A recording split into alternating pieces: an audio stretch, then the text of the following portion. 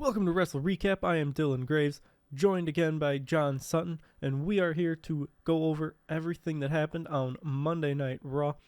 But before we get into that, if you want to support WrestleRecap, you can like, share, and subscribe. You can comment down below and tell us how we're doing. But with all that said, let's get into it. Alright, so Raw kicked off with Braun Breaker, Ilya Dragunov, Damage Control, and Lyra Valkyria being shown arriving earlier. And then Drew McIntyre comes on out to the ring. And we get a flashback to last week where he got involved in the main event. Drew asks who's ready for a new World Heavyweight Champion in 5 days. And he mentions how the rest of Judgment Day is always with Priest. Since he mentioned Damian Priest, say his name and he appears. Also, Michael Cole made that reference. So, it needs to happen. Joe Hendry. Clash at the Castle. Make it happen. Damian Priest interrupts. And he says that Drew just made it personal by saying that he needs the Judgment Day to retain the title. Damian Priest says that he doesn't need the Judgment Day to be the champ. And that Drew says that he hopes Damian Priest has enjoyed his time with the title, because in 5 days, it's going to be his. And the only chance that Priest has is the idiots right there, and it's Finn Balor and JD McDonough. This gets on Damian Priest's nerves, and he proposes that Drew takes on Finn tonight, and if Drew wins, the Judgment Day is barred from ringside. But if Finn wins, the Judgment Day gets full reign to be ringside when Priest retains. Kind of like a rerun of WrestleMania. What do you mean? Without the bloodline rules, it was essentially the same thing. The match to set up the match. Once I heard that, I already knew the outcome of it anyway, so I was like, alright, there's no way they're going to do that again. I actually, at first, when they first pitched it, I thought maybe Drew would take the loss here, but then I also expected him to win at PLE, but then he took the win here. Also, then later in the show, I remembered that he's facing Finn Balor, and all they ever give Finn to do is lay on his back for 3 seconds. It's a natural position for him. It's a shame. Finn deserves so much better, but at least he's happy, I guess. So yeah, then since Drew won on Raw, and therefore the Judgment Day is banned from ringside, I would just imagine that Priest is going to go over now. Which also, we should get our predictions while we are here. Let me get them pulled up. Alright. So, as I just said, I'm going to predict Damian Priest to go over here, which is a complete 360, or I guess a 180 from where I've been up until this Raw, thinking that Drew would actually win the title. But following this Raw, I gotta go with Damian Priest. I'm gonna do the same, but I'm gonna make it different for probably like half a point. I'm gonna say that CM Punk interferes and affects the outcome of the match that makes Damian win. Okay.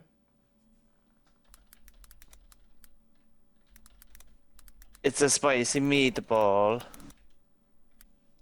Okay, and then while we're on this, for the SmackDown side of things, since we won't record the SmackDown recap before the PLE actually takes place, do you have Bayley or Piper Niven winning?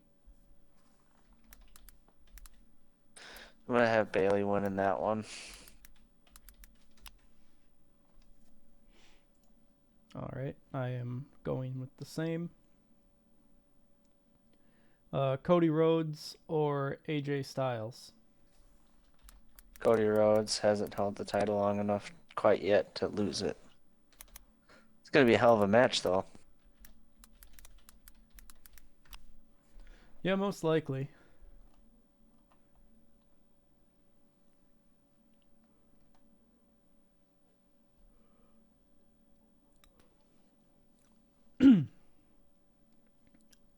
For the WWE Women's Tag Team Championships. I guess we'll touch back on those later.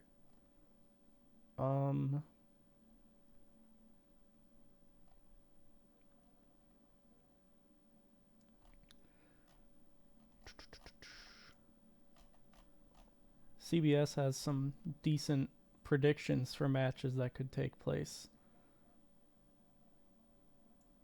In the event that a U.S. title match gets added to the card featuring Logan Paul, LA Knight,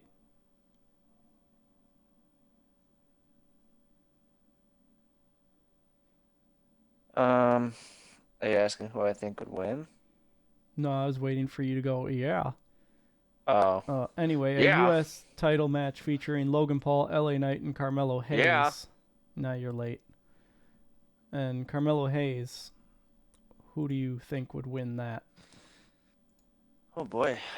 I don't think it would be added. It's kind of too quick for a title change. So Too quick for a title change? The dude's held the title for over a year. no, I mean like storyline wise. Or has it? Has it been a year? SummerSlam it'll be a year. Didn't he win it at SummerSlam? Yeah, I think so. Just for the storyline's sake, I don't think he's gonna lose it. Yeah, I don't think so either. I think he's gonna pin Carmelo Hayes though, if it's a triple threat. Oh, for That way- sure. That way Knight can say that he never lost. And then they can rematch it at SummerSlam where LA Knight can win. On one of the grandest stages of them all, because he's the megastar. Yeah.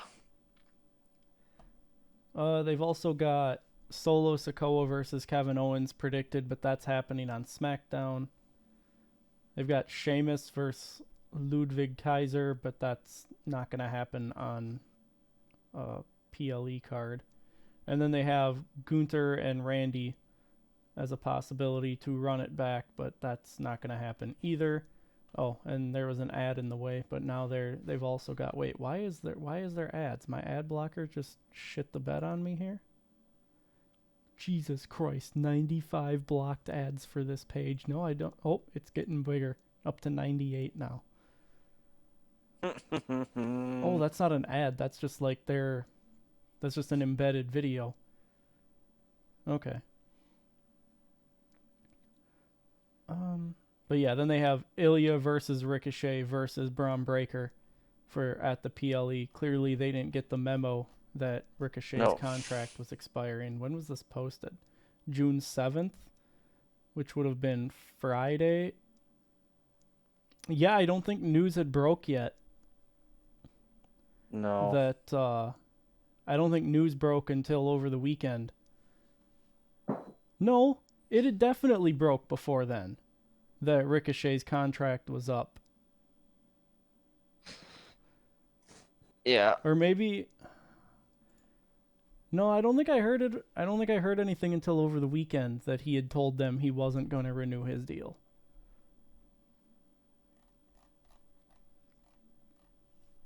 Either way, we can confirm that match will not happen. So, Can confirm. Yep. Also, I would just expect this to be like another 5-match card, which 1, 2, 3, 4, 5. We have 5 matches confirmed. If they do a U.S. title match, which I'm not expecting them to, but if they did, that would make it a 6-match card. And currently, it seems like these, I'm going to call them C-tier PLEs, even though most people consider them the B-tier. But when I think of B-tier, I think of like Money in the Bank, Hell in a Cell, TLC, like the big ones that have been around for a while and have the like gimmick attached to them, Elimination Chamber, and then like the C tier is just like the Backlash, Clash at the Castle. I can't even think of another one that is confirmed for this year. But other ones like that would be Payback, just stuff like that. But the formula for these seem to be 5-minute matches, 5-match cards that typically only run about 3 hours.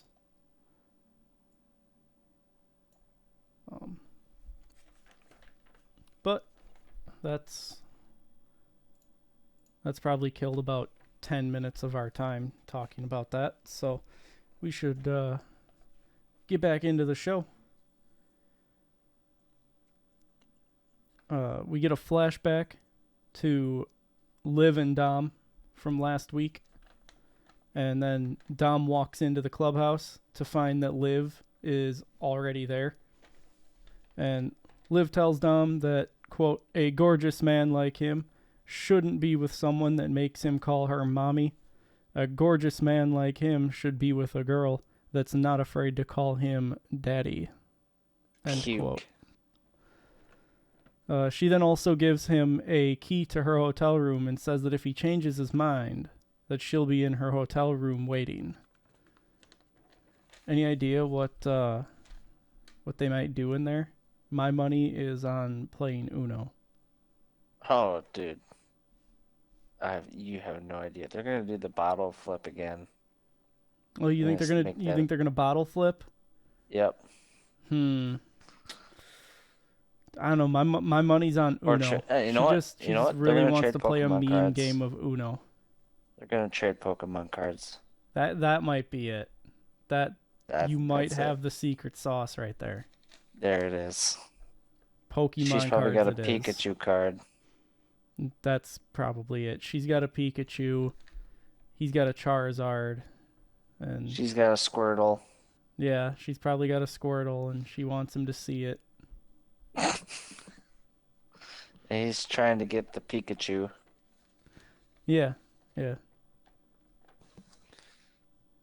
I love it. So full sex, right? Coitus, yes. I think we agree on the coitus. All right. I noted that it takes him a second, but then he just puts the key down on the table. So, like, he thought about it. Bro's devious thoughts almost got to him. Oh, yeah. The bad thoughts were creeping in. Just saying, if I was in his shoes, there's no way I would have been like, well, she's gone. I'm not even dating her, so sure. Even though I'm a married man, I guess. In real life. This is a fictional world. This is acting. So they're not even together, though, because they never officially... They were just a thing. Right. So no harm, no foul. I mean, they're still technically together. No harm, no foul. Never date your coworkers. Fair. Let me tell you what, fair. But, so are you saying that just because there's a goalie, it doesn't mean you can't score? Is that what you're saying right now? Just because you ordered doesn't mean you can't look at the menu. Man, that's a Safety Steve line if I ever heard one. It is. That's why I said it. Just rolling down the block by our college, and that's what he says. I'm like, that's the creepiest thing you could have ever said. Yeah, that could have gone my whole life without hearing that one. You just deafened yourself. How are you going to know when I'm done talking? You can't even hear me now. Holy shit. You just deafened yourself, dude. Bro, I don't know what the hell just happened, but you deafened yourself. Went quiet, and then it wasn't quiet. Yeah, you deafened yourself, so you couldn't talk and you couldn't hear me either. Nah, dog. Couldn't hear shit. I know. Felt like Helen Keller for a second. That's what it deafen does. Makes it so that you don't hear anything. Anyway, EO Sky and Damage Control come out as we head into a commercial break. When we come back, we're shown that Damian Priest and Zelina Vega attended the National Puerto Rican Day Parade in New York. But she's not in Judgment. What? She's not in Judgment Day. No, but she's Puerto Rican. It was National Puerto Rican Day. It wasn't National Judgment Day.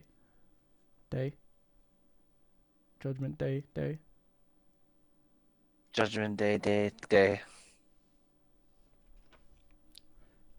Lyra Valkyria comes out, and we get a flashback to EO attacking Lyra last week. It's a back and forth start for the match before Lyra hits a Northern Lights suplex for a near fall. We're told that Money in the Bank qualifiers will begin next week, that being kind of the premise of this match, as Lyra was talking about her goal for being in Money in the Bank when EO attacked her.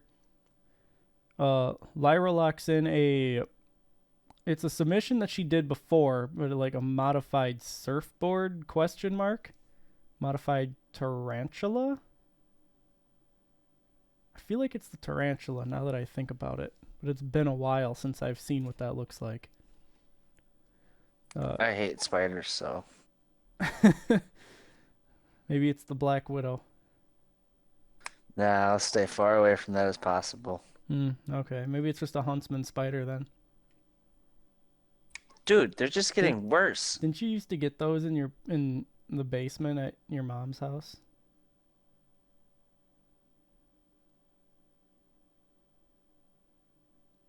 Yes? No? The huntsman spiders? Yeah. That's a Central America spider. I don't think it is. I'm pretty sure Yeah, we it get is. them around here. Well, we definitely don't. If we do, my ass is out of here. Hang on. Actually, that's an Australian thing. Dog.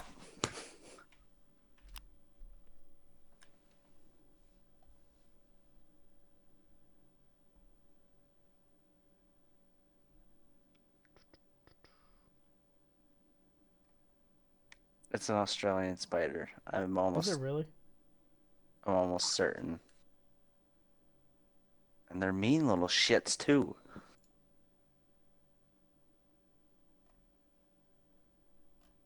Okay, am I thinking of a wolf spider? That's what you're thinking of, wolf spiders. Yeah. That's definitely it. I was 100% like, how the hell did this man see a fucking huntsman spider in Northern America? Yeah, definitely wolf spider. Yeah. God, just Everyone has those. having all the pictures of them just gives me the creeps. Yeah, I'm not gonna look them up either. I looked them up. Nope. Big old box of nope. Huntsman spiders. What is that? Huntsman spiders? Oh, the Brazilian wandering spider. I think it's like a close relative of that. They're so big in the Amazon, you can literally hear them walking on the rainforest floor. Pass. Kill it with fire. Yeah. Burn down the whole rainforest. In the rainforest? Don't actually burn down the rainforest. Just kill all the spiders. All the scary ones, anyway. I had a daddy longleg spider for a while that was just chilling up in the one corner where I couldn't reach him, so Doug named him Frederick. I don't have any problems with those kind of spiders. Yeah, me I think that's the only spider I really don't care about. Because I know it can't hurt me. Yeah, I mean, I didn't have a problem with Frederick until he decided that the corner wasn't good enough for him, and I caught him, like, dangling from the rail on my stairs. So Frederick met the vacuum cleaner. And there's been a long lineage of Fredericks I'm pretty sure by this point we're probably on like Frederick the 100th. But Nice. yeah, they come and go. It's wild. Back to the match though. Lyra goes from the submission and bridges it into a pin for a near fall. She has firm control at this point, but then Io hits a springboard moonsault on the outside as we head into a commercial break. When we come back from the break, Lyra fights back with a springboard crossbody, and she hits a missile drop kick followed by a fisherman suplex for another near fall. Lyra dodges the over the moonsault because, of course, it was the first attempt. It's like with the Annihilator, the first attempt never hits. Lyra goes for the Nightwing, but Io escapes and tries to roll Lyra up, but Lyra sits down to pin Io for 2.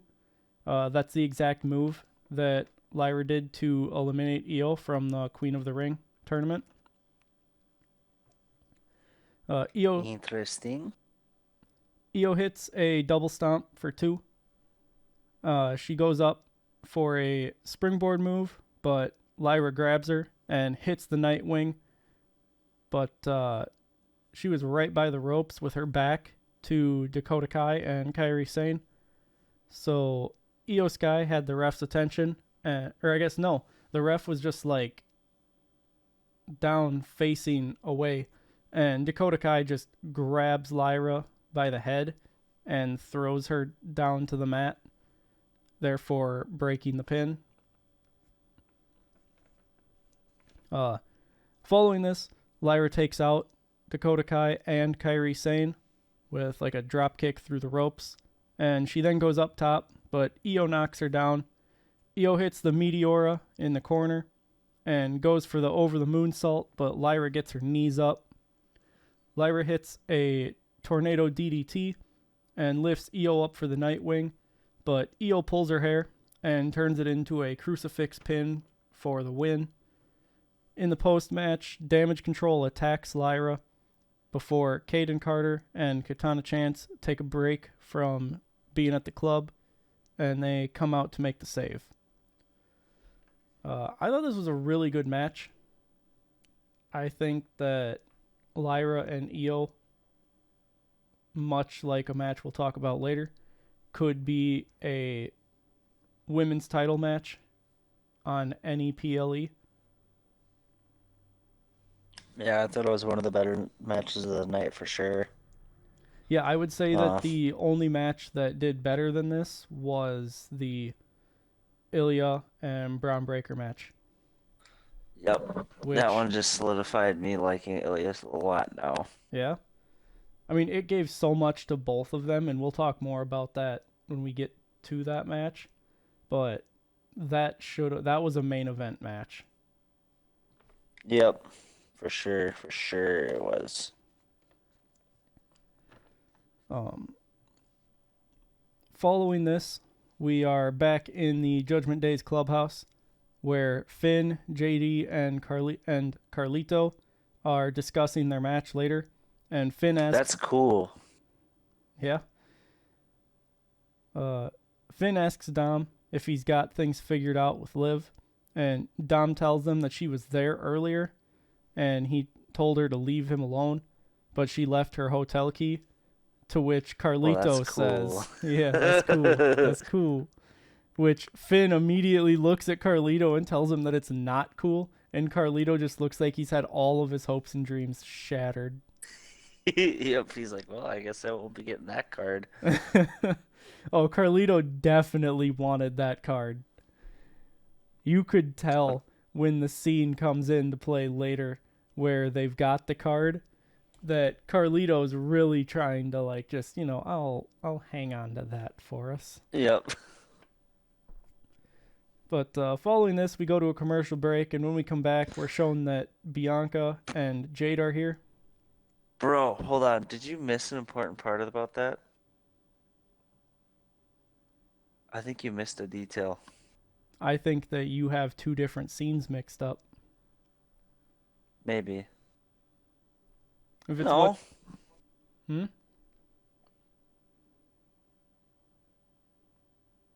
Did I miss something? Maybe I do. Because weren't they all huddled around the card pretty much? I mean, it got put, like, Dom put it on the table.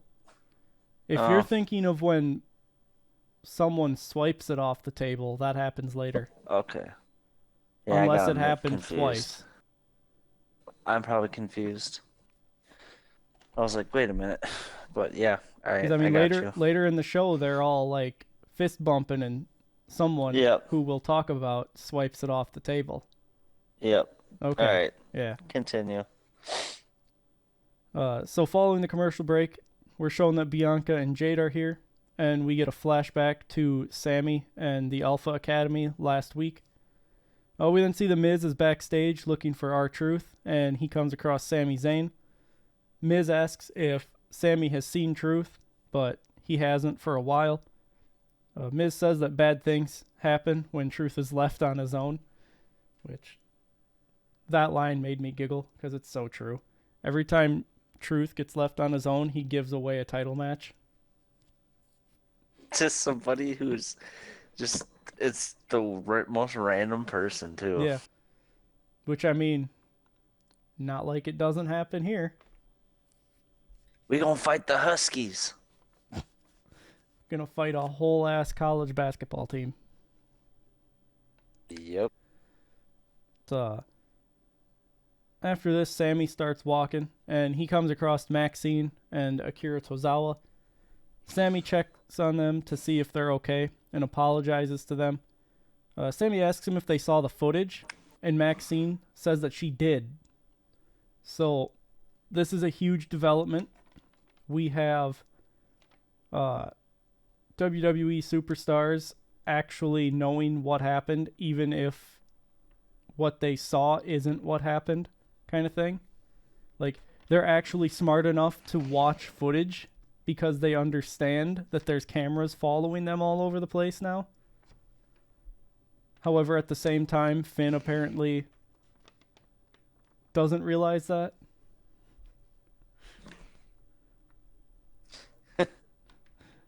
I mean, clearly. But Sammy tells them that they don't have to keep taking this. And then Otis walks up, and Sammy starts to leave, but Otis stops him to try and apologize, sorta. But Sammy wants to understand why Otis won't just leave Gable behind. And Otis says that Gable's been there for him. He had it all, and he lost it all. He had money in the bank. His peach, obviously being Mandy Rose. He mentioned Tucker from Heavy Machinery. Gable's his family, and he's got his sister Maxine and his brother Tozawa. Otis says that he's nothing without Gable. And Sammy tells him that that's not true, and hopes that eventually he can see it for himself one day. We then head back to the Judgment Day's clubhouse again, where the boys are all talking, and Damian Priest comes in and wants to know why Dom wasn't out there with them earlier. And he says that he heard about some room key situation. Finn right away tells him that it's just Liv trying to distract them, and the key is right there, except it's not. Oh, he says that no one has touched it, but then we see that the key is gone, and the guys got to go out for their match. So, someone swiped that key. Wonder who it could have been. Yeah, I wonder. Woo! Yeah. But now the LWO come out for their match, and we get the Nightbird tease. I noted... What's that? Yawn. Yeah. I noted that Ray, Zelina, and Dragon Lee try to spell out LWO with their hands, but completely botch it. They end up with, like, LWL. They spell owl instead or something. Well, they spell did. Backwards. They did, because then after Dragon Lee realized that Ray was doing the L, he switched to an O, which then, from the camera's perspective, was OWL. So no matter what, they were still wrong. The only person that got their letter correct was Zelina Vega. Well, yeah, W. Yeah.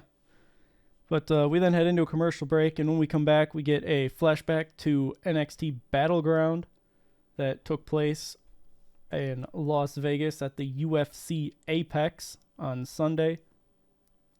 We then get a vignette promo thing from Ludwig Kaiser, where he talks about going after Money in the Bank, and he also kind of shoots on Sheamus a little bit. Braun Strowman comes out then, and Michael Cole says that they have the monster of all monsters in this match and a ref that looks like Dracula. That made me giggle. Damn. Yeah, that made me giggle. We then get the Judgment Day and Carlito coming out, and the New Day's Pyro scares Carlito. Like, this man jumped. Yeah, I was like, were you not there for rehearsal or something? Like, was what's funny. going on here? But like they've got Carlito's name done up with the graphic for the Judgment Day, so that it says the Judgment Day and Carlito, but it doesn't. It's all the same. So I like the amount of effort that they're going with this, but like when he jumped after the pyro went off and then started jumping around because they had fog, it's like, this man's acting like a child. This man ain't never had so much pyro and fog in his For real. entrances. He's probably just eating it up. Man's jumping around out there like a Make-A-Wish kid. Straight up. It looks like it's going to be JD and Braun Strowman to start the match, but as the bell rings, JD ducks out of the ring, and Carlito comes in from behind to attack Braun and start the match. Braun throws Carlito across the ring, who then tags Dom in. Dom is not keen on this idea, but he gets in the ring nonetheless. Braun tags Ray in right away, and Michael Cole says that it's Dragon Lee. Yeah, I saw that. I was like, oof. Dom tags out right away so that it's JD coming in and he doesn't have to face his dad. And that's when Michael Cole finally realizes that it's Ray in the ring. The LWO take control. Yeah, I mean, two guys in a mask, clearly very difficult to tell them apart. Yep. Except one's got a tail. Yeah. And, you know, they don't look that similar. No. But the LWO take control, and JD distracts the ref, allowing Dom to, like, grab Dragon Lee and pull him to the ground.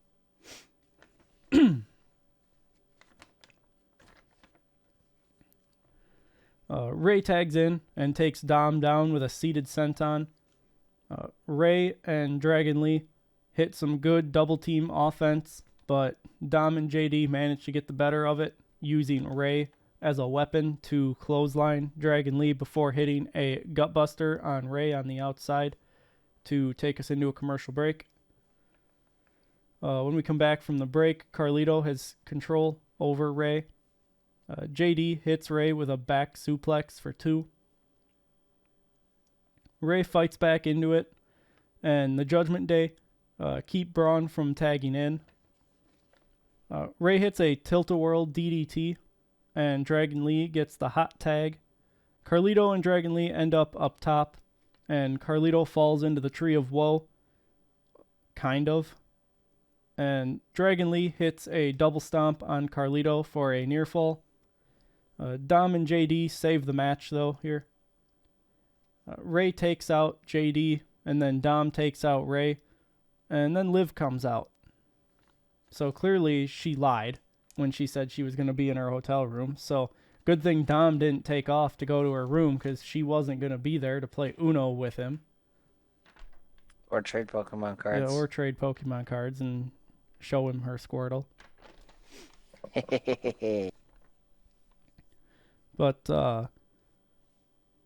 so Dom, like, gets out of the ring and starts telling Liv that she needs to go while she's standing up on the apron. Zelina Vega then pushes Liv down off the apron, right on top of Dom. Convenient.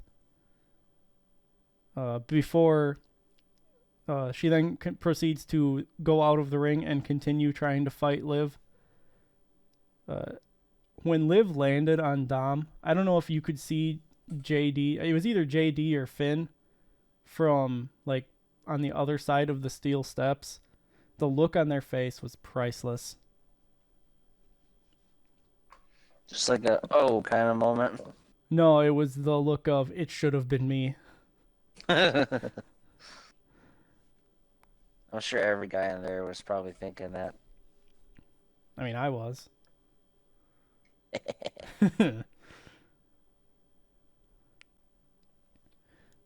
Must have been JD, because JD pulls Liv away, and then Ray pulls Zelina away. In this time, Braun Strowman gets up onto the apron, and he tags in and hits the Strowman Express on Dom, JD, and Carlito. Braun then rolls Carlito back in and hits a corner splash, followed by his, like a running power slam thing. He then tags... Yeah, I think so. Yeah. He then tags Dragon Lee in, who hits a splash from on top of Braun's shoulders to pick up the win.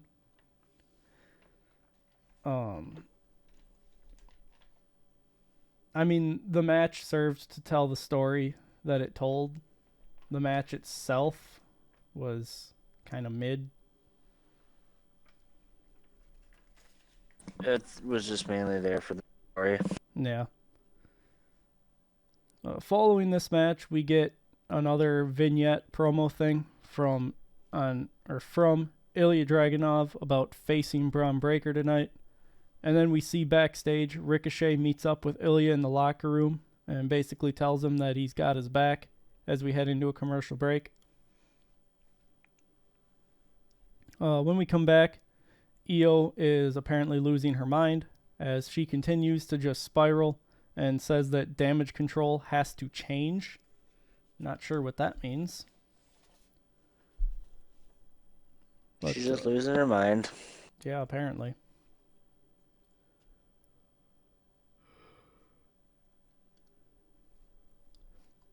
But now it's time for Sami Zayn versus Otis.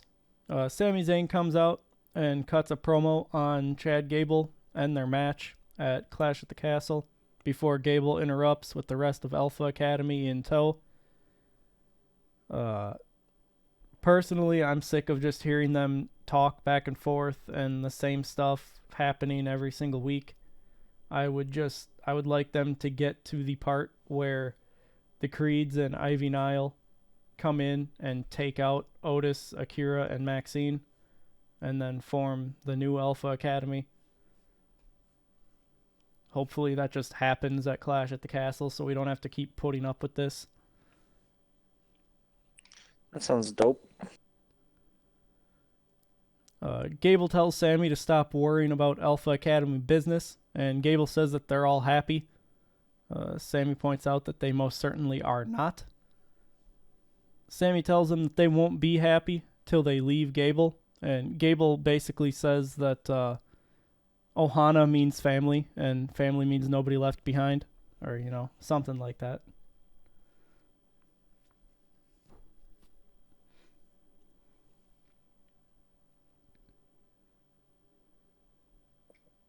Some Lilo and Stitch thing, who knows?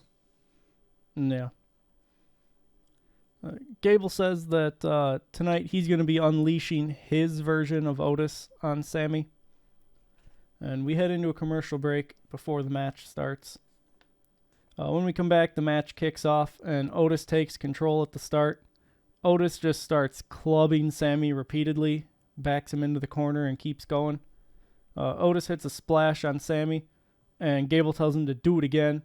So Otis does a second splash, and right away Gable's telling him to do it again, but Otis doesn't want to. Gable gets up on the apron to scold Otis, and Sammy takes advantage of this and hits Otis with a haluva kick to win the match.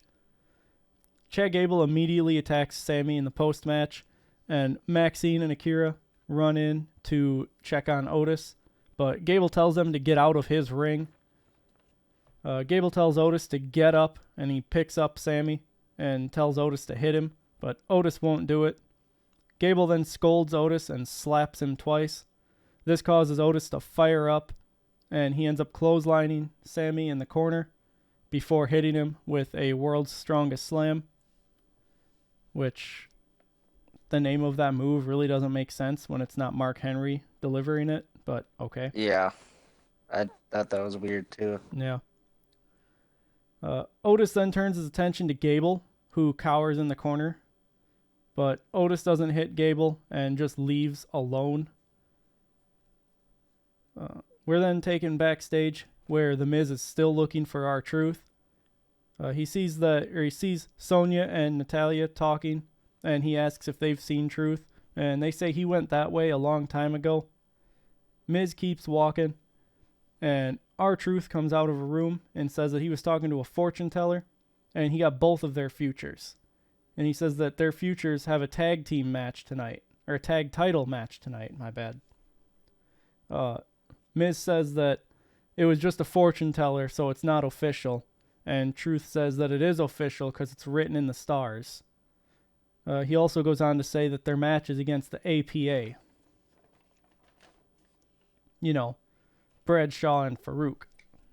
Damn! Miz says that they can't face the APA. And then Scarlett comes out of the room and is revealed to have been the fortune teller. Scarlett gives Miz a death card, which Truth says that he got the same one. And she says that AOP is looking forward to seeing them in the ring tonight. Why is AOP getting title matches everywhere just for no reason at all? Just to get beat. I mean, they're not good. No. If you want them to be good, I saw that. Book them to be good. I'm gonna tell you some truth right now. I didn't even watch the match. Well, you didn't miss much. When I heard that, I'm like, well, when I see that's up next, I will be turning this off. I refuse to watch them. I absolutely despise that tag team. It's a little and excessive, that's not like okay. because they're heel or anything. I just don't think they're very good. They're not. Following this, Jade and Bianca come out to the ring. They're going to be sitting ringside for the upcoming match. But we head to a commercial break first. And when we come back, they talk about NXT and NXT Battleground. They reveal that Cody is going to be at NXT this week. Like, they keep talking about how Cody somehow knows someone in NXT. Like, yeah, he knows Ethan Page. Stop acting like everybody lives in the world that is WWE. And Shawn Spears.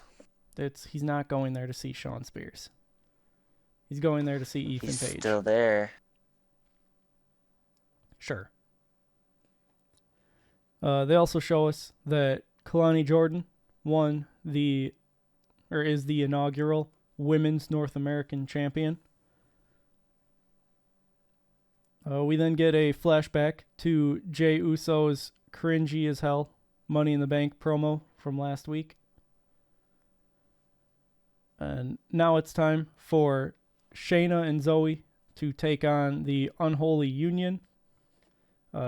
Zoe and Isla start the match, and Isla goes after Shayna's injured knee to take her out of the match in the early game. Unholy Union isolate Zoe early, but Shayna finally gets into the match and takes control. Elba rolls up Shayna for a near fall, and Shayna ends up making Elba pass out with the Karafuda clutch while staring down Jade and Bianca to win. After the match, Shayna didn't want to release the hold right away, but she eventually did. And this is setting up the triple threat match at Clash at the Castle. So with that being said, it'll be Jade and Bianca defending with Unholy Union, as well as Zoe and Shayna Baszler challenging. Who do you think's walking out as your women's tag team champions? The superheroes, Jade and Bianca.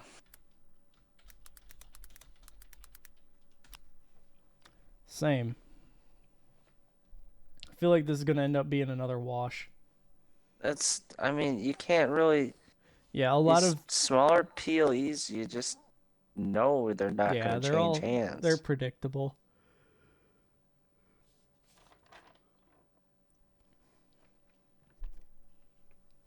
That's why I gave a little twist on the Damian Priest match. Yeah. Following this match, we get a promo vignette thing from Braun Breaker, and then Braun Breaker comes out for the match as we head into a commercial break. When we come back from the break, Ilya comes out, and Michael Cole tells us that Ilya has beaten Braun before, and that Ilya and Braun are two of only 3 people to have beaten Gunther in WWE. Real quick, who would be the third one? Sami Zayn. Yeah.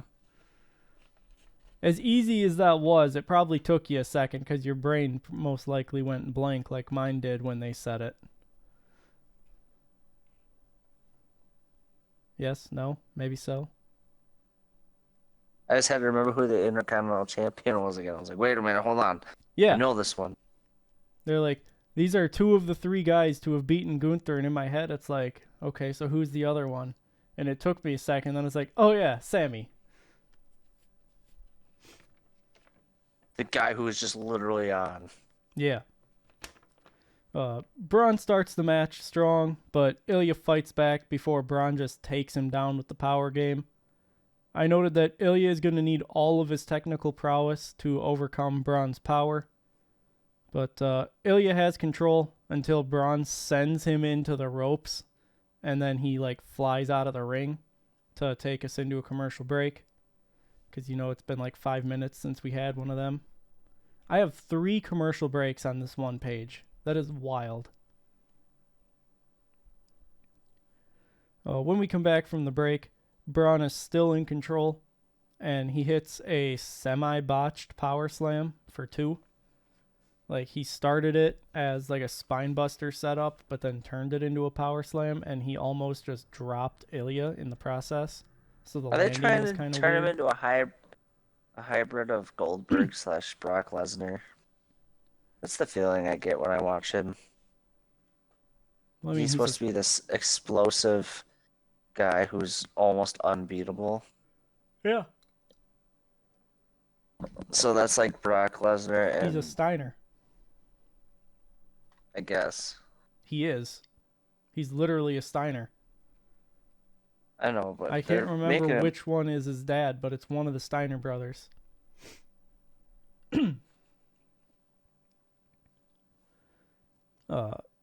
Braun grounds and pounds Ilya, and then we head into a back and forth exchange before Ilya hits the Constantine special.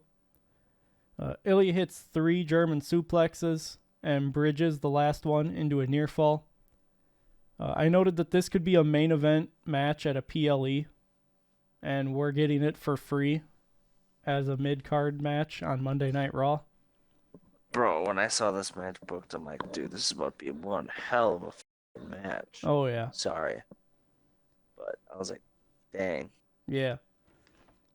I noted that Ilya was trying to hit a power bomb, but Braun just kind of stopped it. Braun hits a Steiner line, but Ilya counters the spear and hits an H-bomb. Ilya kicks Braun across the announce table before clearing it, and then Braun stops the suplex attempt and drops Ilya ribs first on the edge of the table. Braun then also proceeds to drop Ilya ribs first on the barricade and then ram him ribs first into the ring post. Ilya tries to fight back at this point, but he just eats a spear. However, Ilya rolled out of the ring before Braun could pin him, so what does a madman like Braun Breaker do in this case? Just roll out of the ring, run around it, and hit him with another spear at Mach 10. So much speed. Ilya just beats the count at 9, and for his efforts, Braun Breaker awarded him with yet another spear. This one ends the match, though. And I noted here that this could very well be a WrestleMania main event for a world title within the next 2 years. Please. Right? I think his spear is one of the best because it literally looks like he's sawing someone. Yeah. Speed going into it. It just looks like he's going to cut someone in half one of these times. That's how I imagine a spear to go. Yeah. In the post-match, Ilya is like down, leaning against the barricade, and Braun rolls out of the ring and runs around it to spear Ilya through the barricade, but Ricochet jumps up off of the barricade to clothesline Braun, and then Ricochet dropkicks Breaker over a different barricade on the other side of the ringside area. We then head back to the Judgment Day's clubhouse, and they still don't know where Liv's keycard is, but suddenly Dom finds it on his person and says he doesn't know how it got there. Of course, Damian Priest doesn't believe him, but Damian Priest takes it from him and puts it on the table, and then they all just kind of take turns holding the card. It's like they're just playing hot potato, hoping everyone looks away so that they can slide it in their pocket real quick. They're like, oh, I have the perfect opportunity. Yeah, it's like a golden ticket.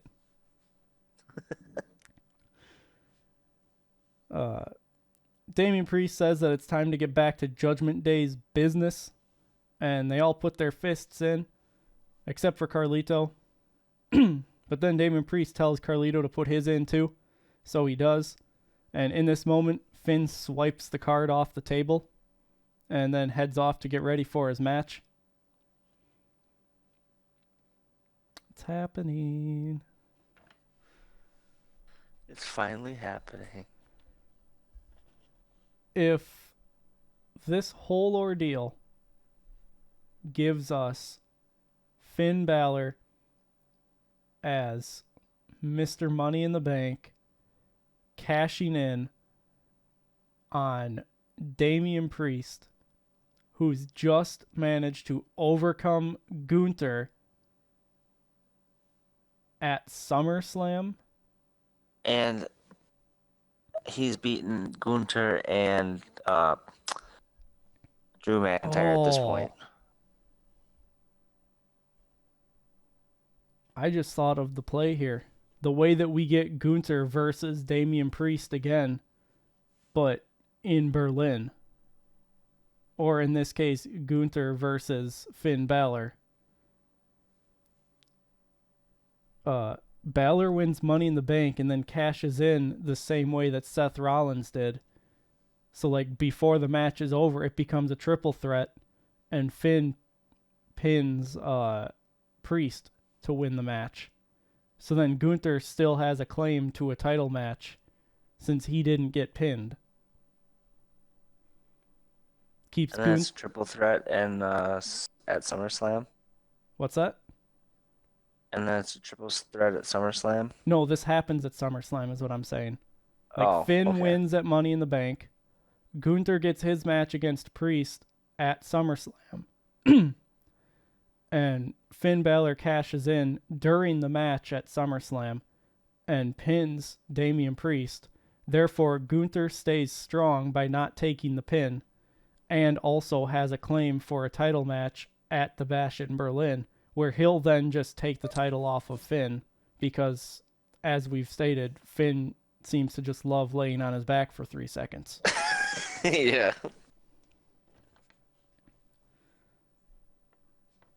It's the perfect play. But after this, Awesome Truth come out for their match, and we head into a commercial break. When we come back... Finally. Yeah, I mean, it's been a while. It's been a while. When we come back from the break, Sheamus tells Drew to take it home this weekend, and that Sheamus is gonna he's gonna teach Ludwig Kaiser a lesson, and he's gonna win Money in the Bank, and blah blah blah. And Drew tells Sheamus that when he's got the Money in the Bank briefcase to not be like the other guys and give him a heads up when he's gonna cash in. And Drew says that Sheamus says that whenever he does cash in, it'll be banger after banger after banger. And then Sheamus takes off, and Drew's getting pumped up. It's now time for Awesome Truth versus AOP. Miz and Akam start the match, and the AOP take down Miz as we head into another commercial break because it's been like 5 minutes. Thank God. Yeah. I'd rather watch the commercials than AOP wrestle. When we come back from the break, Miz sidesteps Razar, who posts himself. Truth gets a hot tag and hits 4 of the 5 moves of Doom.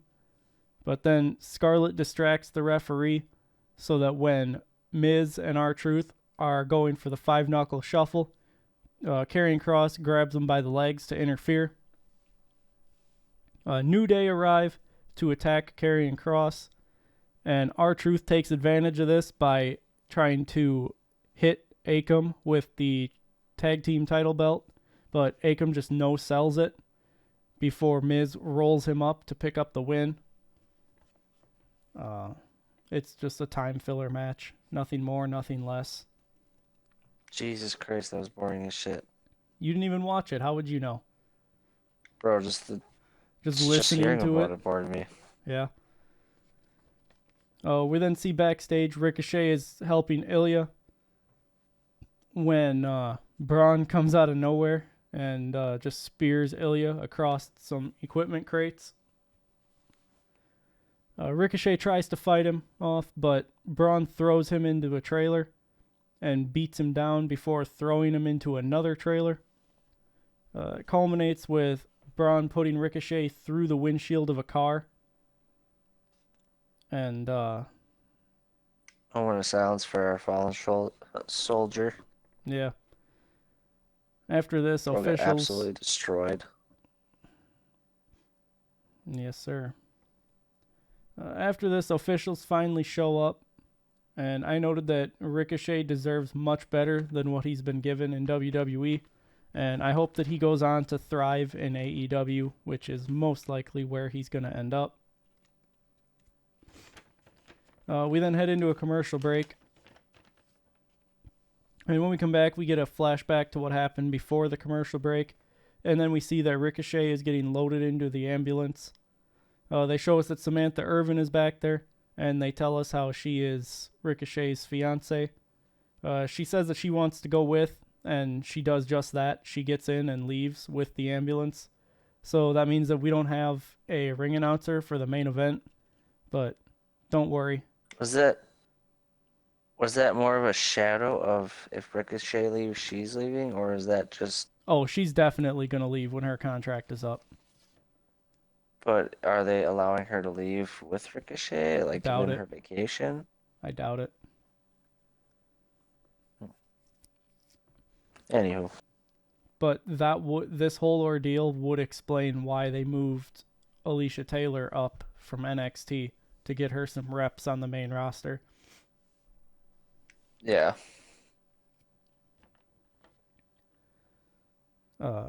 But yeah, so that leaves the main event with no ring announcer, but have no fear. They got it covered. Drew McIntyre comes out for the match, and Pat McAfee takes over as the ring announcer in Samantha's absence, as he just stands up on the announce table and makes the announcement. We then head into a commercial break, and when we come back, they give us a rundown of the entire Clash at the Castle card so far. Then Finn Balor comes out, and Pat McAfee says that he's representing the bum-ass Judgment Day. I remember that. I was like, that's funny. Yeah, I loved that.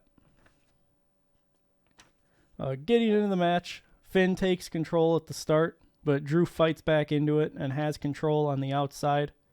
Finn posts Drew and begins targeting the taped up arm. Drew sends Finn over the announce table and into the barricade with a belly to belly suplex. That thing looked mean. Like, Drew just whipped that man like he was nothing. Kinda is nothing when you size him up. I mean, Finn is probably about the same height as us and in far better shape than we've ever been in. So, It's not my fault. The food's good. it's not my fault. I like cheeseburgers. I like burger. I like a fat burger I like after burger after burger. burger. When we come back from the commercial break, Drew takes control, but Finn locks in a submission. However, Drew fights back into it, and Finn turns it around and locks in an armbar. Drew powers out with a sit-out powerbomb, leading to him taking control. Finn counters the Claymore with a sling blade, and he dives over the top rope. Finn hits the shotgun drop kick in the corner and goes up for the coup de grace, but Drew McIntyre hits a Glasgow kiss and a superplex for a near fall. Drew hits the Future Shock DDT and sets up for the Claymore. But then the man who said that he doesn't need the Judgment Day to help him win, Damian Priest, makes his way down the ramp to obviously try and help Finn win so that the Judgment Day isn't barred from ringside.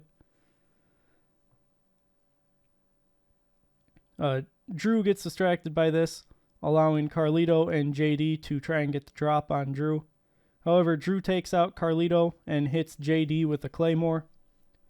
Finn then hits another sling blade, followed by another shotgun drop kick in the corner. However, Drew knocks Finn off of the top rope and hits the Claymore to win the match, meaning that the Judgment Day is barred from ringside at Clash at the Castle, and Drew and Damian stare down to close the show. Yeah. Ultimately, as we stated before, I would say that the match of the night definitely belongs to Ilya and Braun Breaker, as even though Ilya took the loss, he does not suffer from the loss. Both guys got a lot in, and I think they both come out looking good.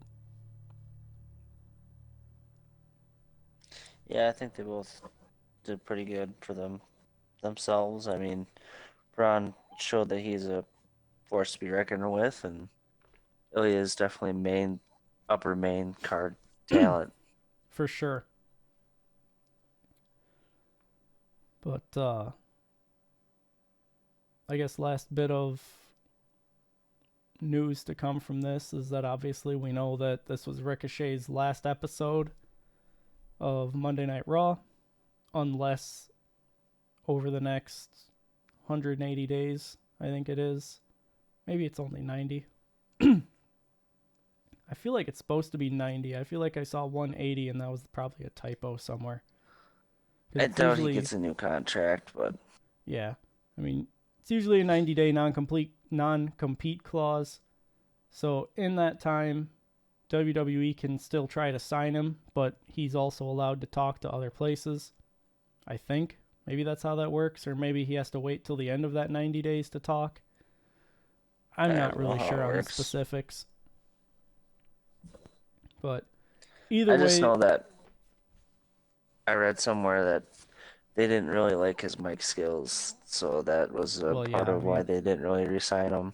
He's not the greatest on the mic, and it was more so his decision to not re-sign. They offered him a contract, but it wasn't what he was looking for. And to be fair, they're underutilizing him for what he can do. So it's just a shame. But with WWE, you got to be able to talk on the mic. unless you're Brock Lesnar.